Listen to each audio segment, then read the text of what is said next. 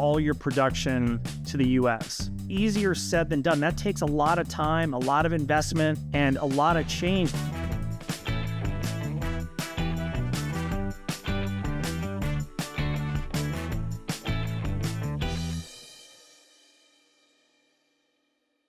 A tariff is a tax or a duty. Duty is kind of a broader term that covers more scenarios, but it's imposed by a government on goods being imported into a country.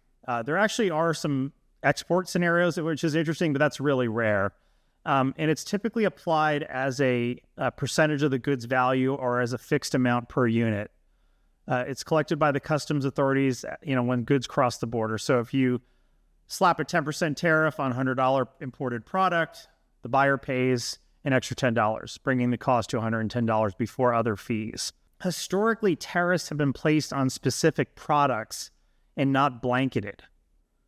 And so it might be, for example, to address an oversupply situation. So, for example, we have an oversupply of steel in our country. You place a tariff on steel importers to address that oversupply, right, where the domestic steel is going to be used or prioritized before exporters or importers, excuse me.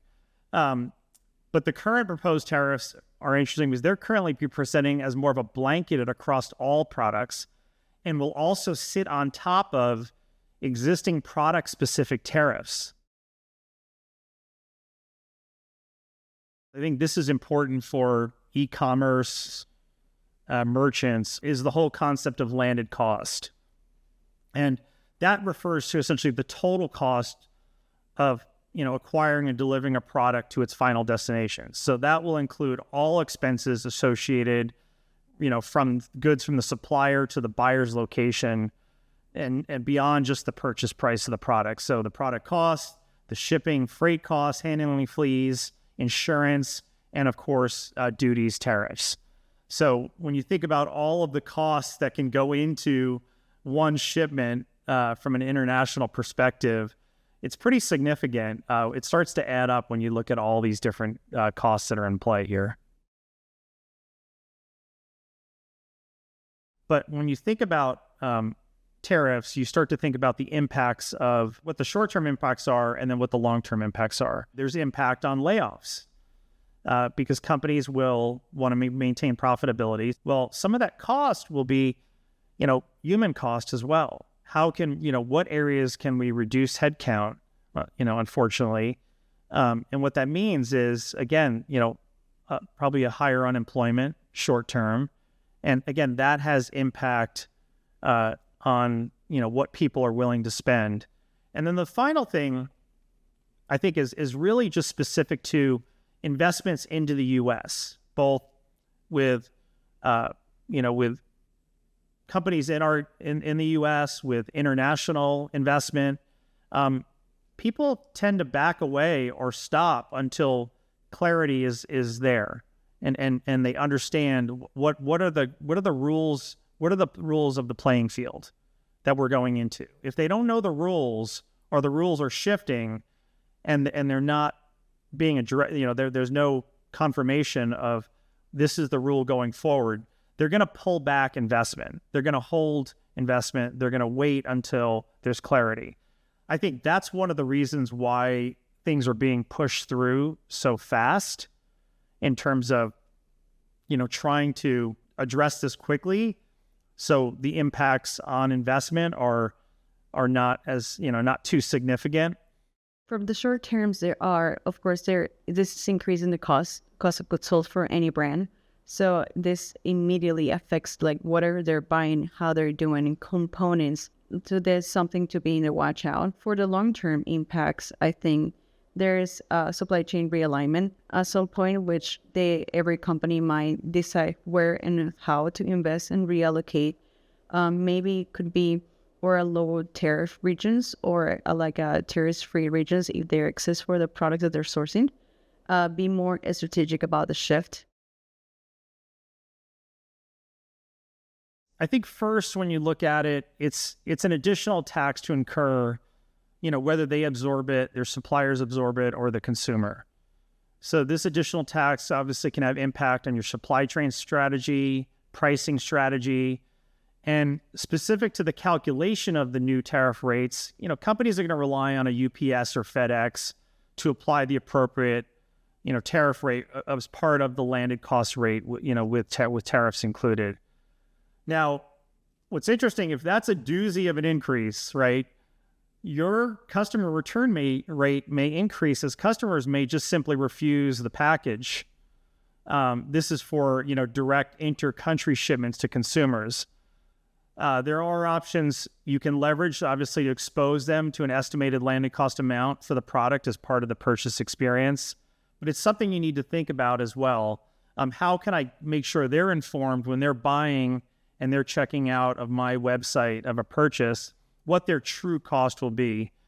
And what's interesting is, why does this matter more now for direct-to-consumer when you get into inter-country shipments? Well, the administration also just eliminated the international de minimis tariff exemption for shipments under $800 that are sent through the International Postal Network. So just to understand impact from an overall market perspective, in 2024, there were almost 1.4 billion de minimis shipments to the U.S., or almost 4 million per day. That's a big impact. If you're an international seller and you don't have any warehouse in the U.S., you might think about changing that, right? Some of these sellers may, because now they can think about, well, we're still going to pay tariffs, but if we're producing product outside of the U.S., but now we can think about delivery speed, right? Which is important, right? How quickly can we get the product to the consumer, and reducing shipping costs, some of the other landed costs components that equal that equation. So, it's a way for them to stay competitive. They might leverage Amazon FBA and their distribution network. They might start a warehouse working with a company in the U.S., a 3PL, third-party logistics provider. That's a fast way to kind of get moving and to start to, set up inventory in the U.S. and distribute accordingly.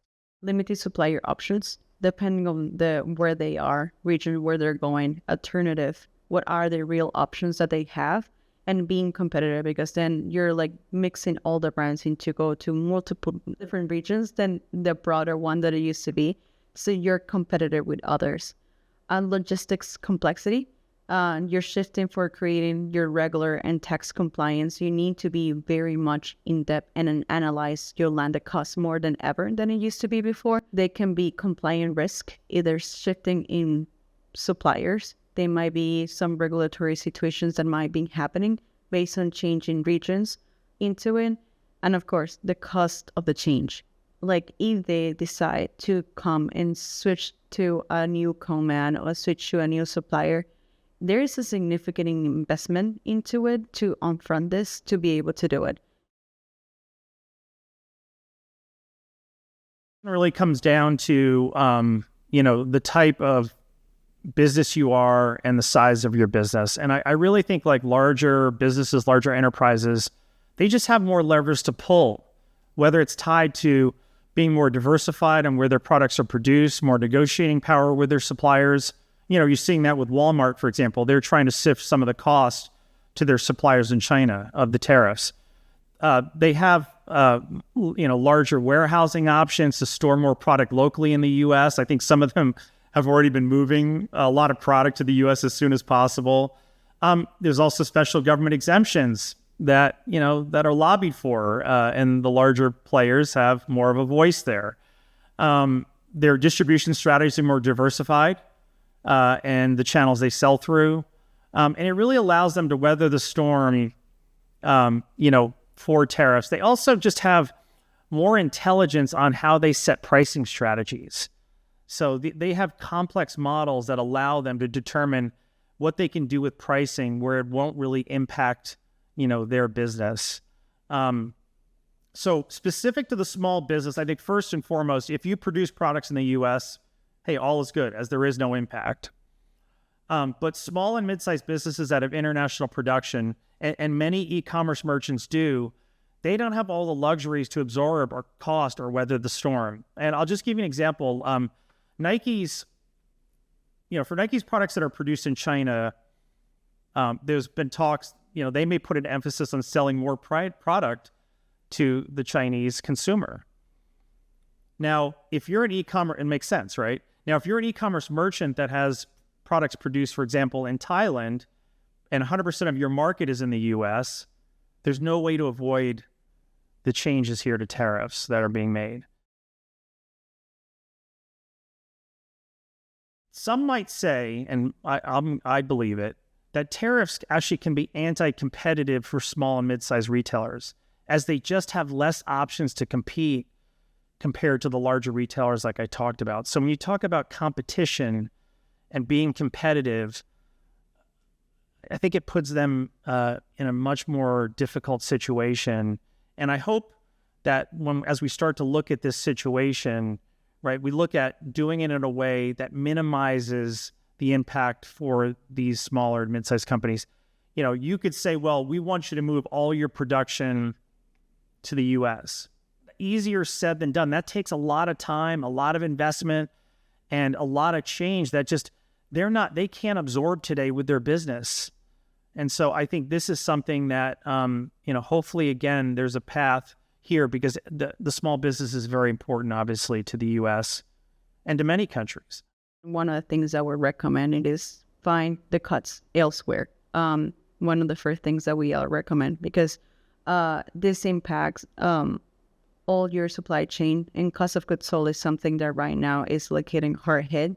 So you need to start finding elsewhere cost, like cutting costs into it. So this will probably provide a pressure into warehousing and everything. What is the most competitive? Where is the prices that I can actually go to see if that makes more sense for my brand? Usually, there are two things that impacts for any company that is a consumer good. It is a cost of goods sold, is a big dollar hit.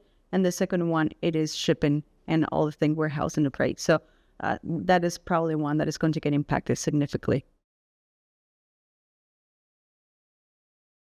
Yeah, I think so. Companies are going to look up and down their supply chain to determine areas where they can reduce cost.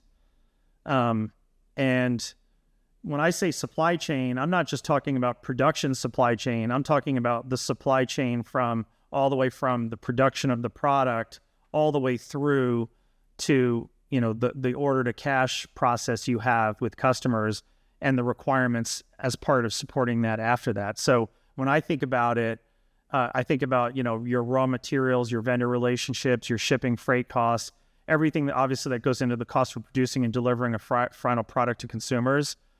And you need to make a decision, right? Do I pass that cost to the consumer or offset it with price reductions, or do I eat it myself, right? When you think about like a company like Apple, it might be easier for them to eat some of the costs, as they have really high margins, are much more diversified compared to a smaller retailer who has lower profit margins. They're going to find it more difficult. And someone needs to eat the cost. And that's where the conversation is going to go. I do think about, in addition, when you think about back to your supply chain, I think everyone's going to reassess, different solutions they're using, services, software, and how they can reduce cost and take cost out of, their process to, again, provide companies or their end customer a product that they want to buy at a price that they're willing to pay for it. I think first and foremost, automation and technology is the answer for ensuring accuracy, efficiency, and cost reduction in what it really is a pass-through activity for the state governments, right? It's the fiduciary responsibility of you as a company that has, nexus exposure in the U.S., whether it's economic or physical nexus, to collect and remit sales tax in a specific state. I think what may play out, again, is companies looking at their current solution that they have in place. So, for example, there's a lot of companies that pay two providers to support their sales tax requirements. There's the software vendor plus the tax service provider, which can get expensive, right? So they may look at one provider to do it all. Like, are there options out there where we could use one provider to do it all, versus having to support multiple partners to support one requirement? I also believe we're going to see more transaction platforms look to incorporate sales tax into their stack, meaning that sales tax becomes an option within, the platform that supports all of your transactions and order to cash scenarios. It's as a value add and really as a way to reduce costs for customers in terms of supporting, e-commerce, recurring billing, et cetera. So I do see that as something that, providing more of an all-in-one solution versus just parts of the equation. And we've already seen that with platforms like Shopify and Stripe and others. It's really tough to say at this point because it's, as they get enacted, obviously impacts will be felt through the different channels. And as one, just one point to make, sales taxes for the states, tariffs go to the federal government. So you have different channels of where the money generated goes and how it's used. But I will say if commerce slows down due to a recession, a key state revenue stream will get negatively impacted. And what does that mean? Do states increase their sales tax rates to compensate? Maybe some rebalancing of rates? You may see that. Do you see an increase in audits to make up for shortfalls of a slowing economy? Non-compliance is a big area of revenue for states as well. So I think it's to be determined on this. But I think the most important point here is sales tax revenue is critical for states in the U.S. today. It got more critical after the Supreme Court decision in 2018 and the eventual economic nexus provisions that came out of it. And I think that the most important thing is I think states will look at, hey, how do we make sure that this revenue stream that we're supporting here, we can't take too big of a hit on it because it's become that important for us in terms of, supporting all the functions that we provide the people of our state. Don't make any huge bets yet. Let the dust settle. I would be prepared for a best case, worst case scenario, and just be prepared to make some hard decisions in how you're going to either absorb or pass on this additional cost. It's just the reality of the business environment we're in right now. This has a lot of impact to companies, and I think it's something that you just have to think about, significantly in terms of your overall strategy and how you deal with this situation. Because when you think about, both volume, right? You think about margins. You're thinking about this full equation of customer experience. All of these things have to be part of your discovery in terms of what your strategy is or shift in strategy is to support these changes. So I usually say there are 3 things to do right now and 2 things to do later. So the 3 things to do right now, it is tariff reengineering. Review all your components, review all your country rating for your products. And you have to start understanding that even if you don't purchase them, with where it is coming from their commands, and start looking at that. Then explore reclassification in the options of tariff, like in lower tariff options, if there is, like looking into that. That's the first thing that I recommend people to do. The second thing it is price and cost sensitivity analysis into it. So model the impact of tariff. But if you already did your work and you already know where your country region it is, you might see how this is going to cause an impact into it. So a model is very important because news is still changing. So it is something to be aware of your operational overview and how this will be impacted for you. And keep assessing the flexibility of potential pass-through costs to clients if your brands can support it and they think the market can support it. Review if there's an opportunity over there to do. And the third one, which is kind of I mentioned before, it is save money elsewhere. Negotiate flexible contract with suppliers. Review your 3PL review. Identify any cost-saving sources that you can do as a brand to be able to do.